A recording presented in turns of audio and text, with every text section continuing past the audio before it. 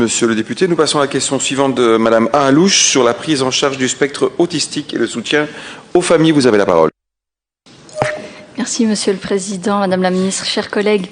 En Belgique, on estime qu'un enfant sur 66 naît avec un trouble du spectre autistique, un handicap souvent tardivement diagnostiqué, dont l'impact sur le bien-être de l'enfant et de la vie de la famille est évidemment important.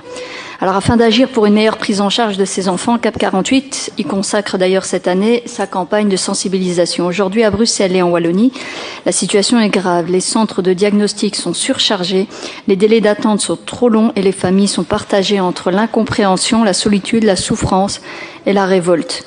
Pour cette raison, CAP 48 lance, en collaboration avec les 5 universités francophones du pays, un projet de recherche médicale sur les troubles du spectre autistique. Le projet va renforcer les équipes médicales et donner des moyens supplémentaires aux chercheurs et aux cliniciens afin d'assurer une meilleure prise en charge des enfants, mais aussi de leurs familles. Alors, sur votre site internet, Madame la Ministre, vous mettez en avant le besoin des autistes d'être écoutés. Les diagnostics tardifs pèsent sur la santé, le bien-être et l'intégration des enfants et des familles. Je voulais vous demander quel est votre plan d'action pour assurer ce soutien et la prise en charge des enfants TSA et ainsi soulager les familles.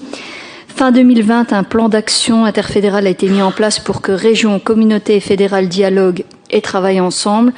Et donc, je voulais savoir quelles sont les actions mises en place en lien avec l'autisme et arrêtées par le gouvernement wallon.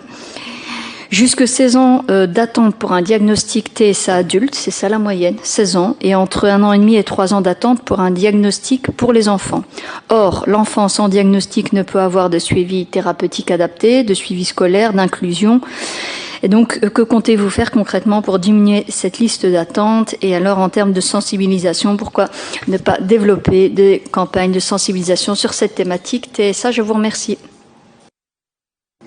Merci Madame la députée. Madame la Ministre, pour votre réponse. Merci. Alors, vous avez raison. La situation des personnes et principalement des familles qui ont des enfants autistes est vraiment compliquée. J'ai eu l'occasion, comme ministre, d'abord de devoir assumer la prise en charge du plan autisme qui avait été mis en place avant ma prise de fonction, qui est lié à un programme d'investissement en infrastructure sur la thématique de l'autisme et du double diagnostic. C'est un programme, en gros, d'investissement qui est en cours de réalisation, qui représentait un budget de 10 millions d'euros sur l'infrastructure et qui devait permettre la création de 144 nouvelles places. Pour le moment, il y a 3 agréments qui ont pu être attribués concernant ces places.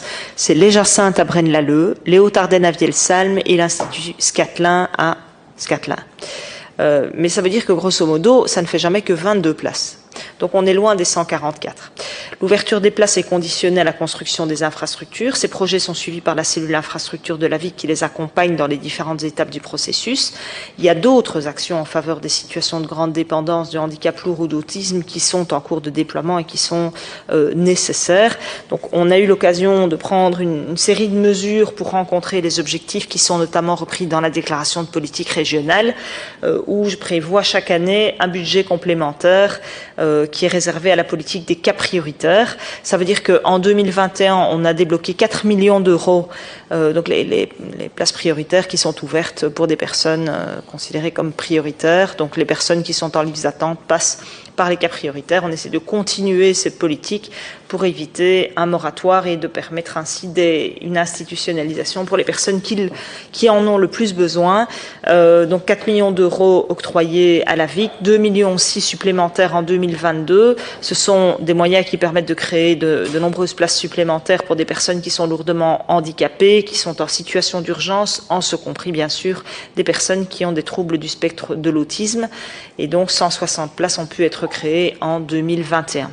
En 2022, il y a 3 millions d'euros, je l'ai dit, pour créer des places supplémentaires dans le secteur de l'accueil et de l'hébergement. Et on a la liste unique qui répertorie les demandes de solutions d'accueil ou d'hébergement pour les personnes adultes et opérationnelles.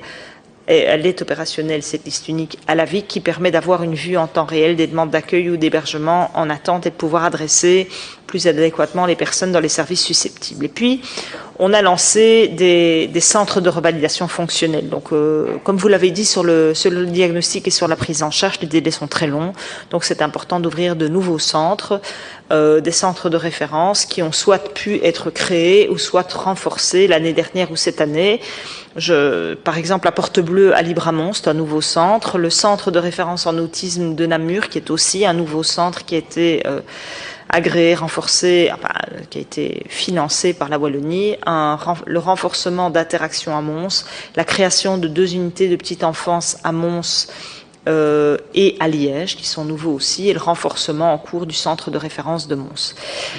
J'en reviens au plan interfédéral que vous évoquez dans votre question. Il a effectivement été décidé dans le cadre de la CIM Handicap qui a été relancée récemment de travailler à l'élaboration de ce plan. Un groupe de travail constitué de représentants de toutes les entités et des administrations s'est aussi réuni la semaine dernière pour finaliser ce plan, je l'espère, d'ici la fin de l'année. Et puis, je me réjouis de l'initiative prise par CAP 48 de lancer un nouveau projet à propos du dépistage de l'autisme dans le cadre d'une recherche médicale. C'est un projet, même si la recherche médicale n'est pas une compétence de la Wallonie, qui a fait l'objet d'une concertation.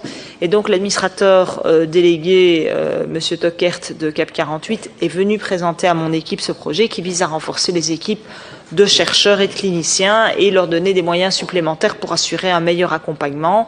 C'est un projet bien sûr de longue haleine puisqu'il devrait s'étaler sur une dizaine d'années.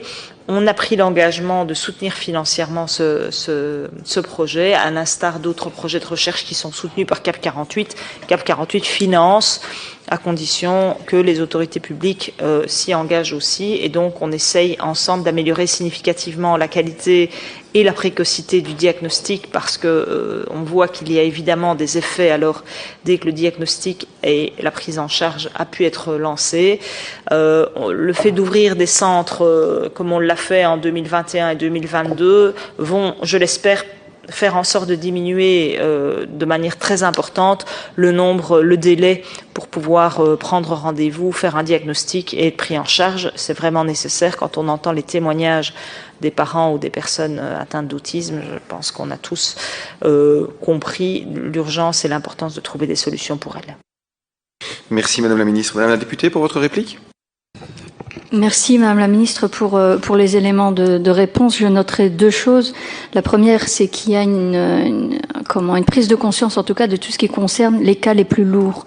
Et donc, qui demande une institutionnalisation, une prise en charge. Et donc, vous avez détaillé tout un plan infrastructure que vous dites vous-même insuffisant, puisqu'on parle de 144 nouvelles places. Et pour l'instant, on est en réalité à 22 places de créer. L'autre élément, ce sont tous les services qui vont permettre de diagnostiquer ces TSA et qui vont permettre un meilleur suivi. Donc j'entends qu'il y a des initiatives qui sont soutenues. Permettez-moi de souligner d'ailleurs une initiative qui existe à Moucron depuis longtemps et qui est portée à bout de bras par les familles de personnes autistes et qui permettent en fait un temps de répit pour les familles et c'est fait de manière totalement bénévole.